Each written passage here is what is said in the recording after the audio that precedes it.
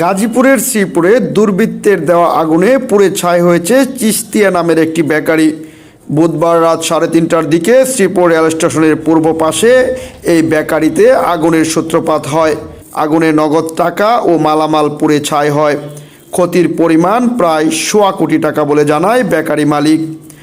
আগুন দেওয়ায় জড়িত থাকার অভিযোগে পুলিশ এক ব্যক্তিকে গ্রেফতার করেছে। এ ঘটনায় বেকারি মালিক মোহাম্মদ আলাউদ্দিন বাদী হয়ে থানায় মামলা করেছেন। গ্রেপ্তার আব্দুল মান্না 35, ময়মনসিংহ জেলার ঈশ্বরগঞ্জ থানা এলাকার মোহাম্মদ আব্দুর রহমানের ছেলে। বেকারি মালিক জানায়, বেকারির কর্মচারীরা রাতে কাজ শেষে চলে যায়।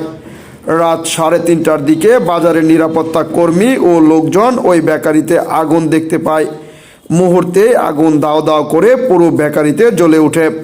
স্থানীয়রা চেষ্টা করে আগুন নেভাতে ব্যর্থ হয়।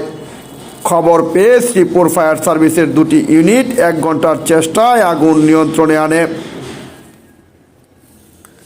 আনুমানিক 3:30-3:30টার দিকে আপনার আগুন লাগছে। এরপর আপনার ফায়ার সার্ভিস আসছে মনে হয় 5:30-7টার দিকে মনে হয় আসছে। এর আগে আপনার যে লাগছে হলো আপনার পিছন থেকে আগুন লাগছে। ওখান থেকে আগুন লাগিয়ে পুরাটাই আপনার ফুটছে। আমাদের ক্যাশ ছিল আপনার মোটামুটি 7 লাখের কাছাকাছি। আমরা ময়দার বিল দিতাম আজকে। তারপর আপনার আমাদের আর সমিতি ছিল, ওইটার মধ্যে আপনার মোটামুটি 15-20 লাখের মতো আছে। মানে বেকারি সমিতি এটা সবাই মিলে আর কি। আমরা যারা সেল করে তাগরও টাকা আছে, এরপর আপনার কারিগরের বেতন আছে, মানে সবকিছু মিলে আপনার ক্যাশই মনে হয় আপনার কাছে 20-25 লাখের কাছাকাছি এরকম মোটামুটি একটা। এই বেকারিতে আপনারা ইনভেস্ট করছিলেন কয়জন মূলত? মানে ইনভেস্ট আপনার 10 জন শেয়ারে ছিল। এটার মধ্যে 10 জনে আপনার কাজ করে, মানে সবাই অনেক খাটে, কেউ নাই। আপনার মনে হন যে মোটামুটি কারিগর মিলে আপনার 40-50 জন থাকে। টাকা, নগদ টাকা আমরা দেখতে পাচ্ছি যে নগদ টাকা এখানে পুড়ে রয়েছে। যে ক্যাশে এরকম কত টাকার মতো আপনাদের ক্যাশে নগদ টাকা পড়ছে? এনে আপনার নিচে যেটা আছে আপনার এনে মনে হয় 7 লাখের মোটামুটি আছে। আর একটা ছিল আপনার ওই সাইডে একটা ক্যাশ ছিল, ওইটা আপনার ক্যাশেরও কিচ্ছু নাই, টাকাও নাই। মানে ওইটা ছিল আপনার বেকারির যে সমিতি ছিল, মানে সবার সমিতি মিলে আপনার 15 জনের সমিতি ছিল ওইখানে মানে আপনার মোটামুটি 15 লাখের মতো ছিল, 15-16 লাখের এরকম। আপনার সমিতি সবসময় ভাঙে আপনার কোরবানির সময় আর কি। একজনের আপনার মনে হয় যে 1.5 লাখ টাকা বা 1 লাখ এরকম সামথিং থাকে আর কি।